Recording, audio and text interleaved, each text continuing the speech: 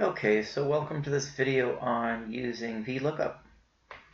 So in this first example, we're going to use Vlookup to create this table here to basically have Excel look at the score that a student got in the class or on a test, and then to assign them a letter grade.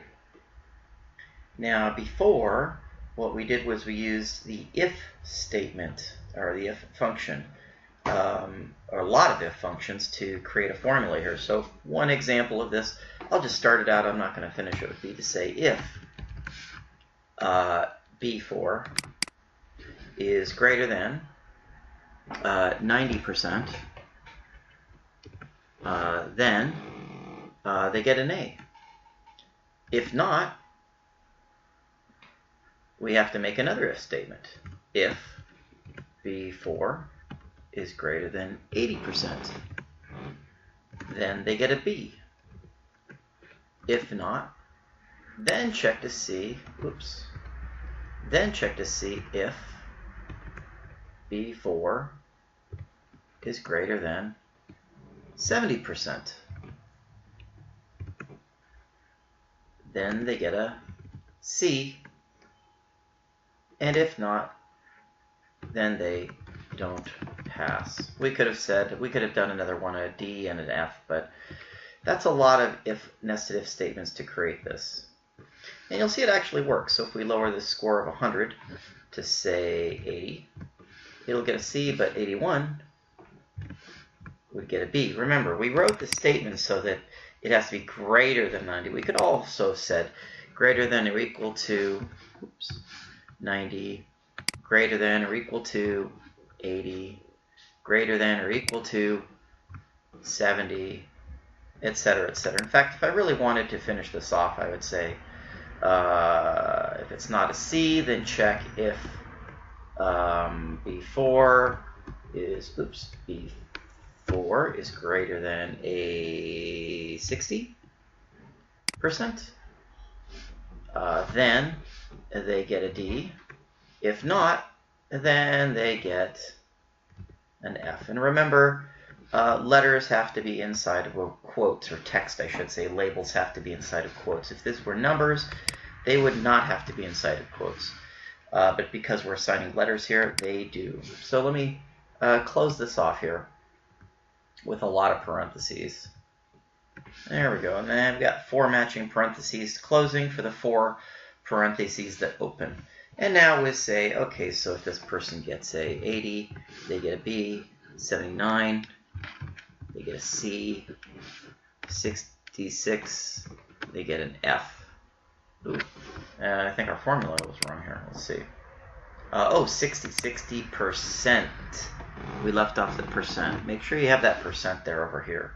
60%. And now let's try it. Yep, they get a D then. If they get 58%, then they get an F. And that works for the whole thing. Now, if we try to drag this down, of course, we're going to get all kind of answers here that work. Okay, because the if command works, the only cell reference we have in here is in column B, and every time we use the fill handle and drag it down, it works just fine. So this formula works great. It's a very long, very complicated, nested if formula. Now let's look at something else that we can do here. Let's try using something called Vlookup. And here's how it works. Start off by saying equals Vlookup. Open those parentheses. And remember, you'll always get a tip at the bottom here that says lookup value. Okay? So what are we looking up is the first part here. We're looking up the score. Now we're ready for part 2, a comma. This function has 3 parts. Okay, the first part is what we're looking up. The second part is the table where we're looking up the answer. In that case, it's this table over here, so I use my mouse to select this table here. That's the second part, so comma, again, here. The third part is where is the answer in this table found? Is it in column number 1 or column number 2? Think about it. We're looking for the answer to 58%. So it would be in column number 2. That's where we get their letter grades from. So I'd say 2 here for the answer is in column 2. Then I close the parentheses and press enter. And there we go. That works very well. 58%, 80% gets a B, 90% gets an A, 77% gets a C, and so on. So that works just great. One thing I want to make sure you understand is that this table must be in ascending order. We have to start from 0 and then go up from there to 90%. Okay? The reverse will not work because the way a VLOOKUP works, when it goes through a table, it starts at the top and checks the score and compares it. Then it checks the next line and compares it, and the next line and compares it, and so on and so on. Okay? To see if our value is equal to or greater than the value in the table here. Okay, if we try dragging this down, it will fail. Why will it fail? Well, because we're looking at a couple cell references here. The first cell reference, B4, is fine. When we use the fill handle to drag down, B4 will become B5, which will become B6 here, and so on, and so on, and so on, B7, etc. The problem is in the other cell reference. It's actually a reference for an entire range here, G3 to H7. That's fine on our first formula that we created. But when we use our fill handle to drag it down, it increments G4 to H8. So it moves the row down. Look at where the table is. The table's no longer, the selection is no longer covering the table. Okay? When we drag it down again, the selection moves down even farther.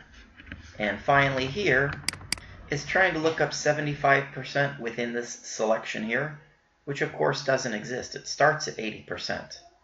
So there's going to be a big problem here. So how do we fix that?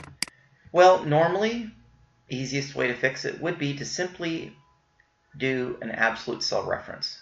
So we don't want this row 3 here, that is the first row of the selection, to become G4 and 5 and 6. So let's change that 3 and make it $3. If you already know about absolute cell references, you'll know why the $sign is here. Okay. Same thing with the 7. We don't want this row 7 to keep moving down to row 8, row 9, row 10 when we use the fill handle. So we want to make this an absolute cell reference too. So we only have to lock the row to make sure the row is not moving down.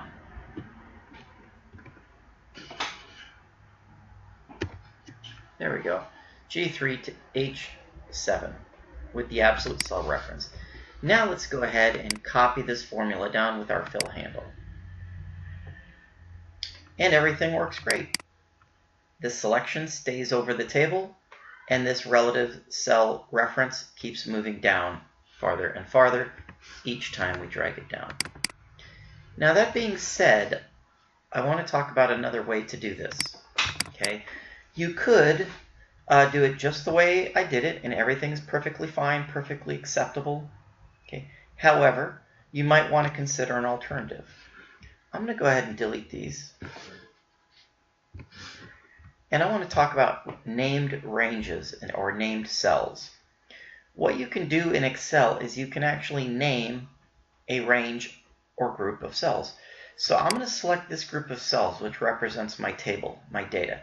It's important not to select the title of your table, but only the values in your table, the data. Once you've done that here, you can go up over here and select, but type in the name box. This is your name box right here. So when I click here, I could give this range a name. I could give this table a name. I'm going to call it simply grade table. Now, it's important to note that names cannot have spaces. However, they can have underscores if you wanted to do that. I prefer just to leave it as one single word. Grade table. Finish it off by making sure that you press enter. And now my table has a name. if I were to select over here A2 or click on A1, and I go in here in the name box and I type in grade table and I press enter, look what happens. My grade table becomes selected. You can have your selected cells automatically jump to wherever the named range is. I can even look at my names that I've already created, and I can see from the drop down I only have one name that I've created here. You may be wondering what this has to do with Vlookup. So we're going to take a look at that right now. So in this formula, instead of typing in this range here, we could simply have said grade.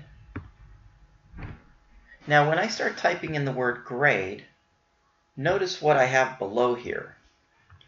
I have a hint that pops up right here that says grade table. I could double click on it and have it fill in for me automatically. And then I press enter. Now, when I drag this formula, and by the way, it works, of course. I can put in 90, it'll go to an A. I can put in 50, it'll go to an F. I could easily drag this down now with the fill handle, and it works just fine. Because look, when I look at the formula, B4, grade table, second column. B5, grade table, second column. Look up B6 in the grade table and find the answer in the second column, and so on. So you don't have to worry about absolute cell references when you use named ranges. Named ranges are so nice to use. Okay? So that'll do it for this one, this example. There's going to be another example I'll post about VLOOKUPs and a couple of other ones that I want to show you. But for this particular video, I'm going to go ahead and end it now to make it on the shorter side. Okay.